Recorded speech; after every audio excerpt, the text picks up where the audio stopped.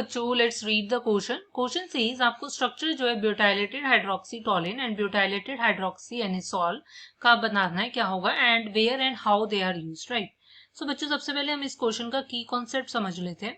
सो की कॉन्सेप्ट लाई करेगा कि आपकी जो butylated hydroxytoluene and butylated hydroxy anisole है, ये बेसिकली आपके क्या है, फूड एडिटिव्स हैं. फूड एडिटिव्स में ये आपके एंटीऑक्सीडेंट्स हैं, right. So if I talk about antioxidants, so जैसा कि ये कि फूड एडिटिव्स हैं, ये काफी important and useful food additives हैं.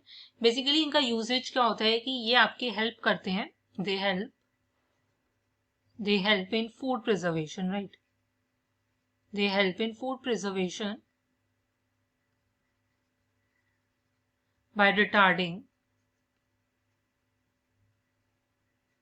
the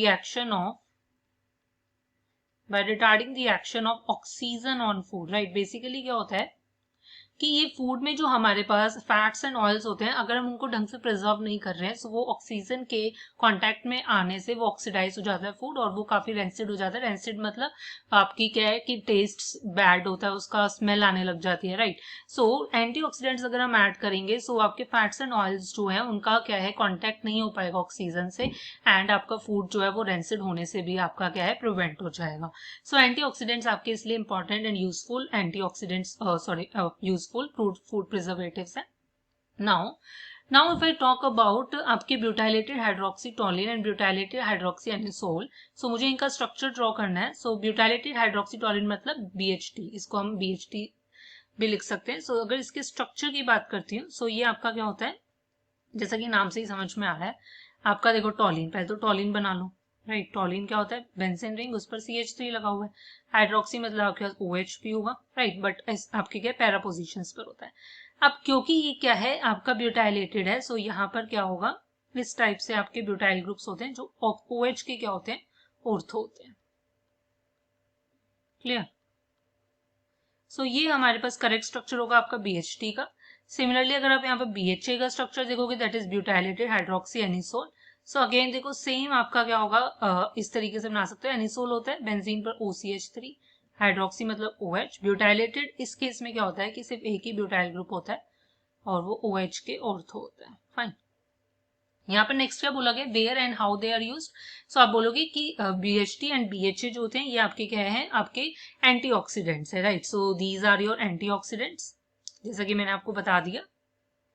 clear. सो आपके पास क्या है, ये आपके एंटीऑक्सीडेंट्स हैं,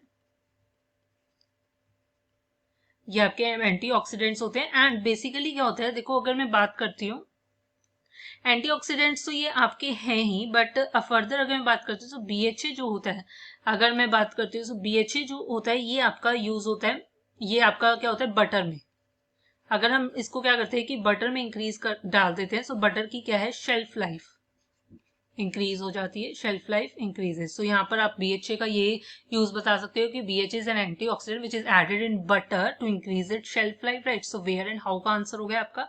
यहीं पर अगर मैं बात करती हूँ, आपके पास क्या होता है कि अगर BHT की यहाँ पर अगर मैं बात करती हूँ, तो BHT भी आपके एंटीऑक्सीडेंट्स हैं, और ये यूजुअली आपके पास क्या होते हैं, यूज होते हैं इन प्रिपेयर्ड स्नैक्स में, राइट. प्रिपेयर्ड स्नैक्स में को प्रिजर्व करने के लिए आप इनको यूज कर सकते हो. फाइन. फिर सिमिलरली पोटैटो फ्लेक्स में आपके यूज हो सकते हैं. क्लियर. सो मेजरली इनका जो रोल होता है वो आपका क्या है कि फूड को प्रिजर्व करने के लिए होता है कि वो ऑक्सीडाइज ना हो जाए, वो रेंसिड ना हो जाए. फाइन. सो आपका final answer is that the structure of butylated hydroxytoluene and butylated hydroxy anisole is given to you, right, and they are used as an antioxidants in order to increase the shelf life of the food basically. Fine. So hope you understand it well. Best of luck. Thank you.